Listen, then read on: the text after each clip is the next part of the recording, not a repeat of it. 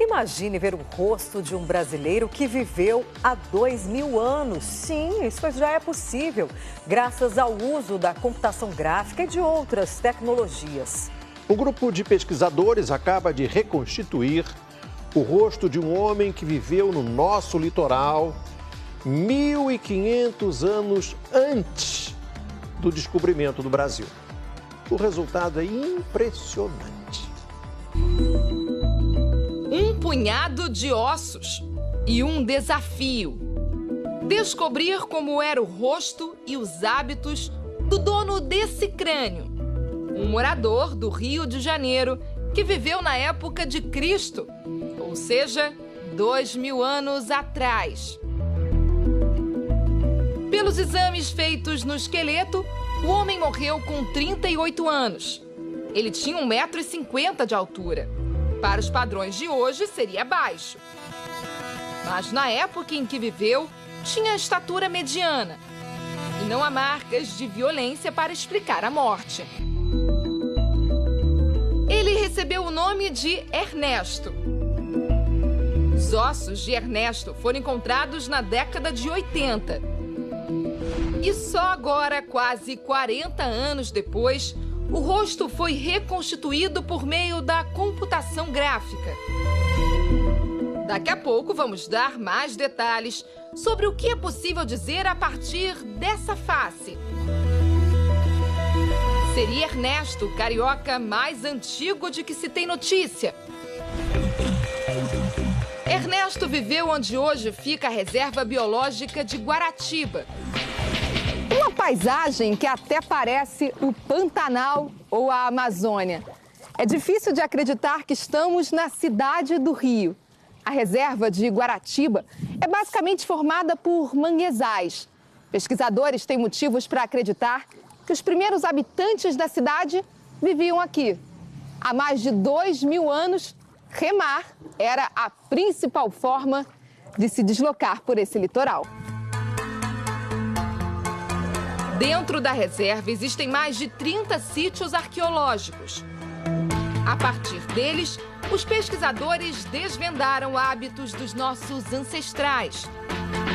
Pesquisas antigas e até recentes mostram que eles eram grupos caçadores-coletores, ou seja, viviam da pesca, da caça e da coleta, e não praticavam agricultura, como os índios tupinambás que ocuparam essa região num período posterior. Ernesto tinha traços indígenas, rosto largo e pele queimada de sol. O nariz era fino, os cabelos lisos e escuros e os olhos esverdeados. Chegar até esse resultado foi um processo longo de pesquisa, realizado por cientistas da Universidade Federal do Rio de Janeiro. Entre os vários ossos encontrados na região, os de Ernesto eram os mais bem preservados. Fotos dos ossos foram encaminhadas para a Universidade de São Leopoldo Mandic, em Campinas, interior de São Paulo. A unidade ficou responsável pela parte computadorizada da pesquisa. A repórter Camila Busnello esteve lá. Para reconstruir o rosto de Ernesto, o especialista usou pelo menos 80 fotos do crânio enviadas pelos arqueólogos do Rio de Janeiro. Aí, com a ajuda da tecnologia, conseguiu reproduzir os músculos e chegar à face do brasileiro. Com base nessas imagens, os pesquisadores construíram um modelo digital em 3 dimensões do crânio de Ernesto.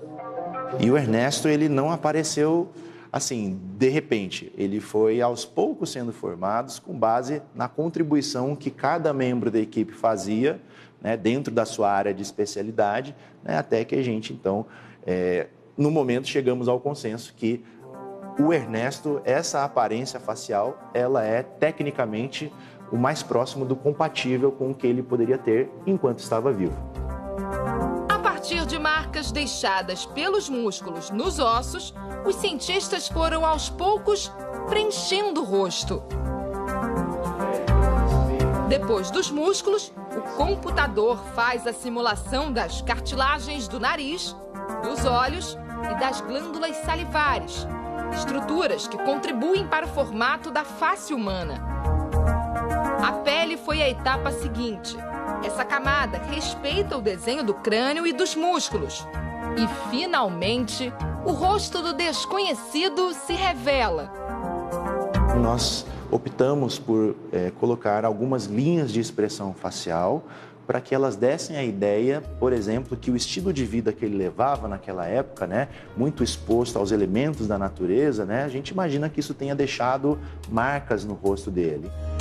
Um trabalho que envolveu uma equipe multidisciplinar para revelar o rosto desse antigo brasileiro. O fóssil humano mais antigo do Brasil é a Luzia. Ela tem 12 mil anos, 10 mil a mais do que o Ernesto. E foi encontrada em Minas Gerais na década de 70. A comparação entre Luzia e Ernesto é intrigante. O rosto dela foi revelado por cientistas ingleses. Ao contrário de Ernesto, Luzia tem traços associados aos negros. Isso milênios antes dos africanos serem trazidos ao território brasileiro como escravos. A descoberta joga dúvidas sobre a teoria de que apenas os índios ocupavam o lugar onde depois seria o Brasil. O esqueleto de Ernesto foi encontrado neste local. Hoje a região é um centro de treinamento do Exército e tem acesso restrito. Por aqui existiam os chamados sambaquis, estruturas com conchas construídas pelo homem e que funcionavam como cemitérios. O Museu Nacional, um dos maiores de História Natural e Antropologia das Américas, guarda uma amostra. A peça do museu é um pequeno amontoado, mas 2.000 anos atrás, essas estruturas chegavam a ter 30 metros de altura e 400 metros de extensão. E essas conchas ajudam a preservação do osso. Sorte para os arqueólogos que vão trabalhar os remanescentes ósseos. Seria e pode, de fato... melhor do que enterrado, no caso, na terra? Seria melhor do que enterrado na terra, porque dependendo da terra, ela pode ter um pH ácido, o que vai destruir o osso com mais rapidez. Quem sepultou o Ernesto provavelmente não sabia que as conchas iriam preservar os ossos. Mas foi assim que essa pessoa ajudou a contar a história do Rio de Janeiro, 1.500 anos antes da chegada dos portugueses. Quando nós fizemos o estudo dos ossos do Ernesto, nós vimos basicamente que ele não apresentava nenhuma cárie, o que é característico de um grupo que tem uma dieta pobre em carboidratos e rica mais em proteína. Inclusive, o alto desgaste dentário encontrado nele diz uma dieta mais abrasiva, mais fibrosa. A alimentação de Ernesto devia ser restrita aos peixes e crustáceos, espécies que ainda são encontradas em abundância na região de Guaratiba. Os braços do esqueleto apresentavam artrose. Para os pesquisadores, um sinal de que Ernesto trabalhava com força. Que a gente pode pensar, inclusive, como o ato de remar. Nós falamos de uma região onde o Ernesto morava, que era um mangue. Mas será que os moradores do Rio, em 2018, se identificam com o rosto do ancestral? Eu acho que ele tem algumas características mais, assim, voltadas para os índios. Alguma semelhança? Ai, acho que não, né? Alguns conseguiram ver, através dessa imagem, um pouco da personalidade dos cariocas. É uma fisionomia de uma pessoa típica do carioca, alegre, uma pessoa descontraída, uma pessoa comunicativa. Mas carioca não é a palavra precisa para descrever Ernesto. Isso porque a palavra carioca vem do tupi-guarani e significa casa do homem branco. O problema é que Ernesto viveu em um tempo tão distante que o povo tupi ainda não habitava o litoral brasileiro. Ele fazia parte de um povo anterior ao dos índios que encontraram os navegadores portugueses. E lembra que os cientistas acreditam que Ernesto era um remador? Coincidência ou não, hoje a prática de stand-up paddle, o surf com remo, é o maior atrativo turístico da região onde ele vivia. Dar um rosto a Ernesto não foi importante só para estabelecer uma conexão entre os brasileiros de hoje e os habitantes do passado distante. A tecnologia usada no processo também poderá ser muito útil para os brasileiros do futuro, principalmente no combate ao crime. Nós poderíamos aplicar as mesmas técnicas dentro dos institutos de perícia, dentro da polícia científica. Então, algumas ossadas de pessoas desconhecidas que são encontradas, elas poderiam passar pelo mesmo processo e essa imagem facial sendo divulgada pode levar a um reconhecimento que ajude a polícia a esclarecer esses casos.